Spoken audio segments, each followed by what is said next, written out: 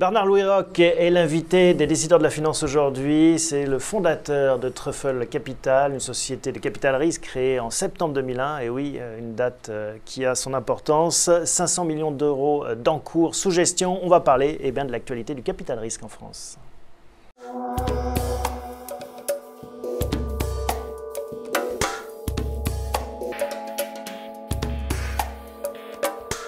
Bernard Louis-Roch, bonjour. Bonjour Thomas. Alors, on va faire un point sur ce monde du capital risque en France qui semble frémir à nouveau. On a l'impression qu'après, bien sûr, avoir vécu sous l'éteignoir, je rappelais que votre société a été créée en septembre 2001, ça a dû être difficile le démarrage, et puis l'explosion de la bulle Internet le 11 septembre, ça semble redémarrer. Qu'est-ce qui se passe ? Oui, effectivement, vous l'avez rappelé, on a démarré en septembre 2001. Notre première semaine de création, c'était le 11 septembre. Donc je ne vous cache pas que les premiers rendez-vous d'investisseurs ont été un petit peu compliqués dans cette semaine-là. Mais bon, on s'est serré les coudes, on a levé des fonds en 2002, on a commencé à investir en 2003. Donc à l'époque, le contexte n'était pas très favorable pour le développement de l'industrie du capital risque. C'était un peu l'éclatement de la bulle qui était un véritable cataclysme. Il fallait solder le passé. Et toutes, d'ailleurs, les sociétés qui avaient levé des fonds un petit peu avant nous, 2001, 2000, et qui avaient été en phase d'investissement dans cette période-là, ont beaucoup souffert parce qu'elles ont investi à des prix très élevés. Et ensuite, il y a eu l'éclatement de la bulle, au final, qui a été un traumatisme. D'arriver après l'éclatement? Je dirais que ça a en tout cas testé la solidité de notre partenariat et de notre partnership, parce que démarrer dès le début, avoir ce cataclysme du 11 septembre 2001 qui a un peu gâché les premiers rendez-vous d'investisseurs, c'était pas évident. Mais après, on a été, je dirais, porté par les premiers investissements que nous avons faits, qui ont été des succès, et qui nous ont permis de montrer que le capital risque que nous pratiquions, donc hands-on, focalisé sur les spin-offs avec une approche très technologique, en pariant sur l'innovation, était un modèle qui non seulement allait perdurer, mais se développer. Mais ça, c'est un modèle qu'on voyait aussi dans les années 2000 et que vous avez donc perpétué.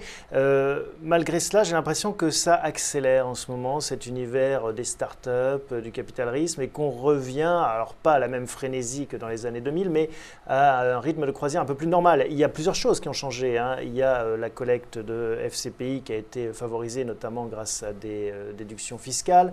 Il y a ceux qui ont fait fortune avec la première vague d'Internet, les Simoncini, les Niel, les Grandjean, qui investissent, qui font les business angels, comme dans la Silicon Valley, alors qu'on n'avait pas ça en France. C'est aussi votre sentiment? Ah oui, tout à fait. Non, il y a un écosystème qui bourgeonne. On n'est pas encore au niveau de la Silicon Valley, mais enfin, les choses ont évolué. Le capital risque en France a à peu près 20 ans. C'est assez récent. On est plus avancé que d'autres pays. Je pense que, quelle que soit la mauvaise volonté que pourront y mettre certains législateurs, le capital risque se développera toujours. C'est une tendance de fond.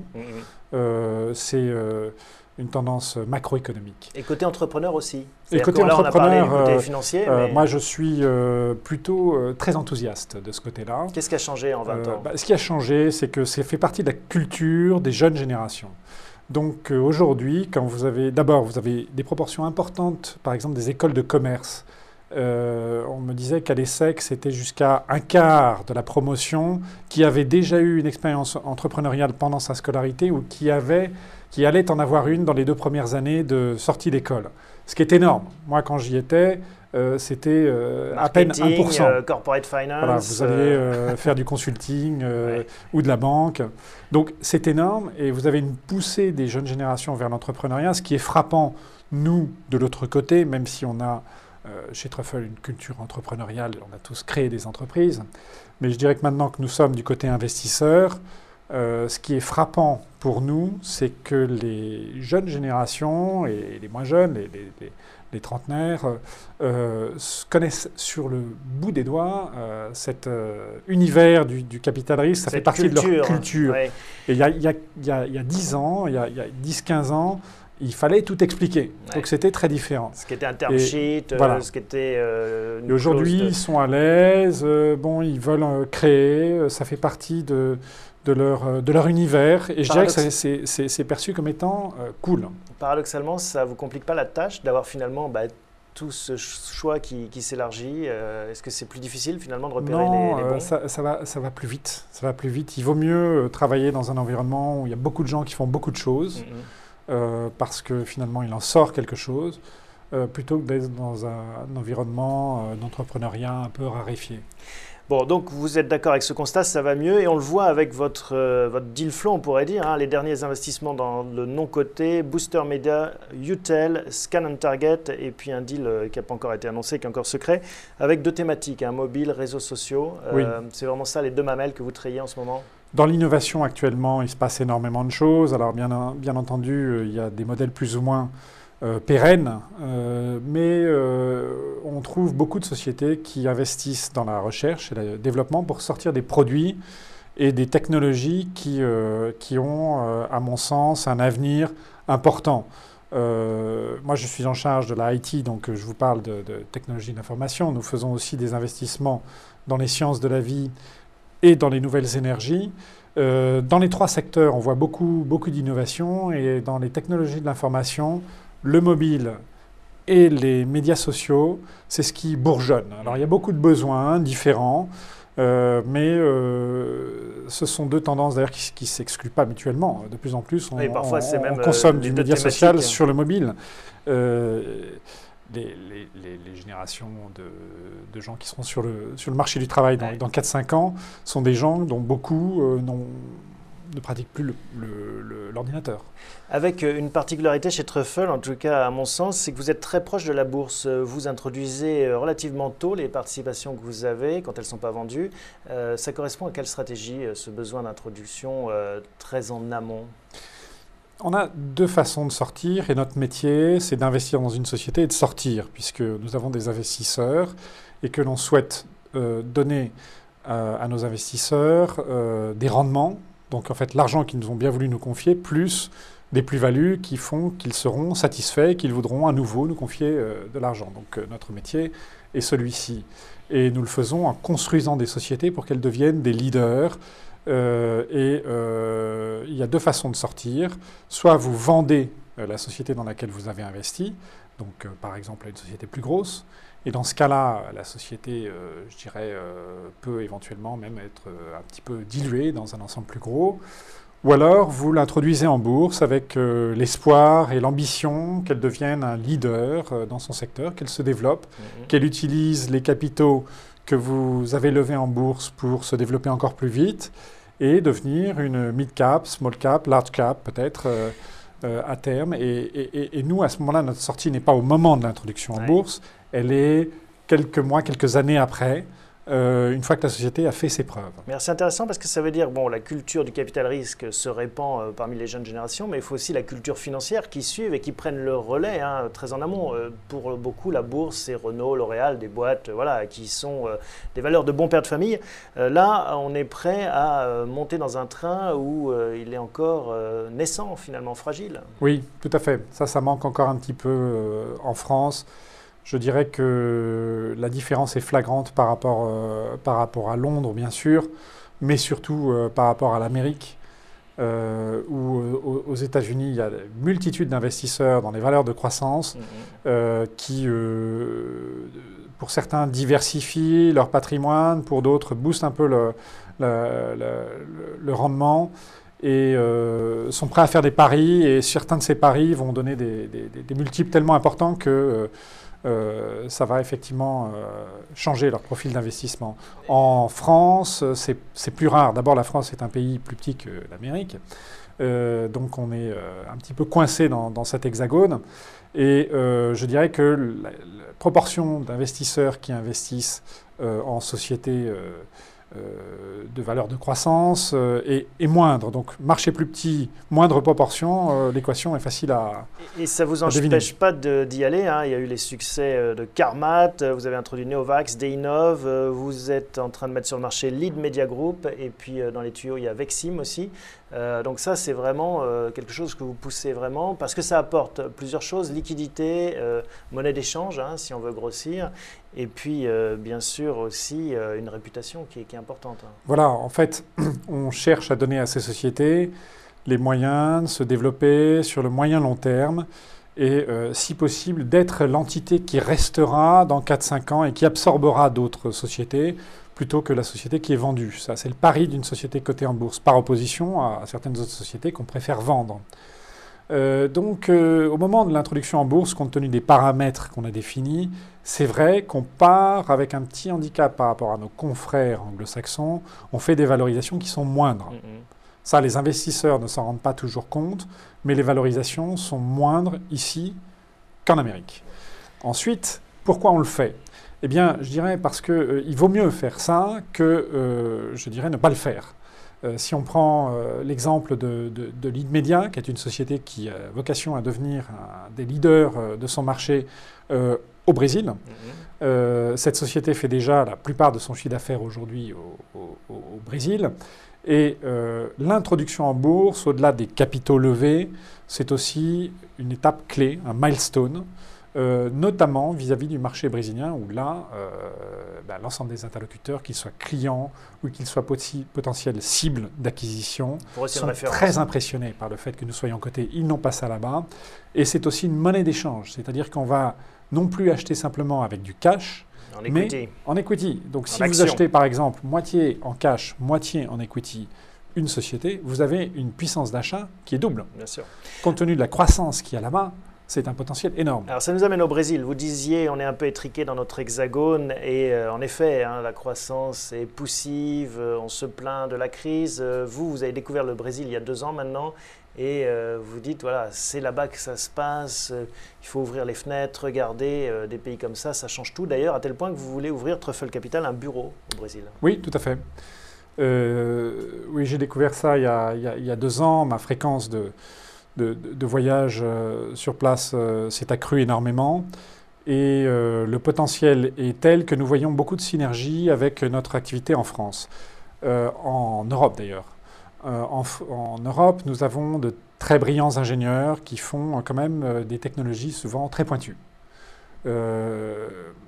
Malheureusement, le marché sur lequel on va commercialiser ces technologies très pointues, qui sont d'un niveau mondial, world class, il manque de dynamisme en fait. Il est petit. On est 60 millions de personnes en France. Si on veut aller en Allemagne, eh bien, il faut recruter des Allemands, ouvrir un bureau. Donc on est sur un marché fragmenté.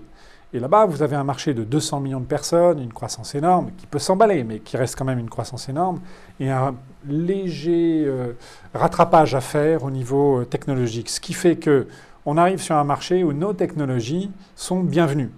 On est accueillis avec, je dirais, un a priori favorable, en particulier en étant français. Vous avez une aura technologique importante là-bas que vous n'auriez pas en Allemagne ou en Angleterre. Aux États-Unis. Ou aux États-Unis, encore moins. Donc vous dites aux entrepreneurs français, il y a un marché énorme. Regardez vers l'Eldorado brésilien. Voilà. Alors, en même temps, ça n'est pas simple. Sur Lead Media, nous avons mis 1 an et demi à trouver l'équipe exceptionnelle que nous avons maintenant là-bas. Donc il faut connaître le marché, être sur place. Donc nous avons décidé de le faire. Nous avons une première implantation qui va démarrer avec un but mixte qui est d'aider les sociétés du portefeuille à préparer leur arrivée. Donc tout un travail de fond, de prise de contact, d'études de marché, de génération de rendez-vous, de façon à ce que les dirigeants des sociétés du portefeuille qui sont mûrs pour aller s'implanter là-bas arrivent en terrain connu et préparés. Donc on gagne énormément de temps. Et l'autre aspect, c'est de développer l'activité de Truffle Capital en capital risque. En investissant directement dans des jeunes pousses brésiliennes. En investissant dans des jeunes pousses brésiliennes et surtout en levant un fonds sur place. D'accord. Qui sera accessible, j'imagine, aux épargnants français. Bien sûr. Alors ça nous amène au dossier un peu plus fiscal. Vous avez suivi, j'imagine, aux premières loges les perturbations liées changement de cadre pour l'ISF. Vous-même, vous levez des FCPI, hein, vous lancez le Fortune 3 là, pour cette campagne ISF. Comment ça se traduit concrètement, ces perturbations? La perturbation, c'est une perturbation de calendrier. Il y a eu la réforme de l'ISF, dont on a parlé de certains des aspects. Un des aspects dont on va moins parler, c'est le décalage dans le temps du paiement de l'ISF à septembre au lieu de juin. Ce qui fait que la campagne de levée de fonds pour juin a été affectée par cela. Il y a eu un certain nombre de souscriptions malgré tout parce que nous avons maintenu la campagne pour juin, en particulier parce qu'il subsiste une légère incertitude sur la capacité à pouvoir bénéficier d'une exonération si on ne souscrit qu'en septembre. Mais je dirais que... En gros, vous n'avez pas fait le plein là? Là, on est un peu moins de mi-chemin, oui. Parce qu'en fait, la campagne va se poursuivre en septembre. Donc c'est un caractère assez unique dans l'histoire des FCPI. Vous avez une campagne qui, quelques jours avant son démarrage, est non pas interrompue, mais décalée. Ce qui fait que nous avons une campagne qui va se faire en 2 phases. Actuellement, qui se termine d'ailleurs aujourd'hui, et puis une autre campagne qui démarre, qui va être très courte d'ailleurs, parce que pendant les vacances, il n'y a pas grand-chose à faire. Donc ça va être les premiers jours de septembre. Plus globalement, on va rentrer dans une phase là aussi de turbulence avec la préparation des élections présidentielles. Le message qu'un représentant comme vous du monde financier, non coté, a envie de faire passer aux hommes politiques, quel serait-il? Je pense qu'il faut qu'ils comprennent que leur avenir, en tout cas l'avenir du pays dont ils ont la charge législative, passe par là, nécessairement. Par là, c'est-à-dire? Par l'innovation. C'est nécessaire, c'est le seul salut. C'est la seule poche de croissance. C'est la seule poche de croissance, on a tout pour le faire. Hein. Encore un système éducatif unique, une infrastructure absolument exceptionnelle, un environnement d'affaires en général bien structuré, juridiquement, financièrement. Il y a tout ce qu'il faut dans l'infrastructure pour qu'on soit un pays qui aille de l'avant. Maintenant, il faut quand même comprendre que c'est là que va se trouver la croissance et surtout, c'est par l'innovation qu'on va créer tous les emplois de demain. Mais on semble avoir compris quand on dit que 25% de la croissance est tirée par le numérique, il y a cette espèce de prise de conscience ou c'est cosmétique encore trop pour vous? Alors, c'est déjà bien qu'il y ait des déclarations d'intention. Malheureusement, la déclaration d'intention doit se traduire par des actions concrètes et aujourd'hui, on a une vision trop jacobine des choses. En France, on pense que l'État sait mieux faire probablement que l'ensemble des acteurs, que tout doit venir de l'État. Le jardin à la française. Je pense qu'il faut favoriser l'écosystème en drainant en particulier beaucoup d'épargne dans ce domaine-là et en laissant les acteurs, en favorisant les acteurs existants. Mais je ne prêche pas simplement pour la paroisse des acteurs existants. Il faut qu'il y en ait aussi des nouveaux. Il faut favoriser tous les gens qui sont les intervenants dans le marché de l'innovation en drainant d'une façon législative, s'il le faut, l'épargne dans ce domaine-là. Ça peut être en pérennisant les modèles FCPI, en les améliorant. Ça peut être aussi en drainant une partie de l'assurance vie. Il y a un débat là-dessus. Effectivement, ça serait une porte de salut très bénéfique. Et puis, je dirais qu'il y a d'autres mesures qui peuvent favoriser le développement des sociétés elles-mêmes, comme par exemple le Small Business Act. Donc, avec ces 3 types de mesures, favoriser les fonds retail FCPI, développer l'allocation de l'épargne d'assurance vie vers le capital risque, et puis enfin favoriser les sociétés innovantes elles-mêmes par le biais d'un Small Business Act, donc réserver des appels d'offres, une partie des appels d'offres publics à ces sociétés-là. Moi, je milite pour ça depuis un certain nombre d'années. On entend parler à chaque campagne présidentielle, d'ailleurs. Chaque campagne présidentielle, et même chaque année, quand on fait l'étude sur le software, le Truffle 100, c'est la revendication numéro 1. C'est vrai qu'on n'a rien fait pour l'instant en France. Je reviens justement du Brésil, et c'est une mesure qu'ils vont mettre en place là-bas, alors que le débat n'existe pas depuis très longtemps. Bon, décidément, il nous rattrape à grands pas. En tout cas, merci Bernard Louis Roch de nous avoir fait part de vos impressions sur ce marché du capital risque, et puis espérons que vous soyez entendu même un petit peu par nos hommes politiques. À bientôt. Merci Thomas.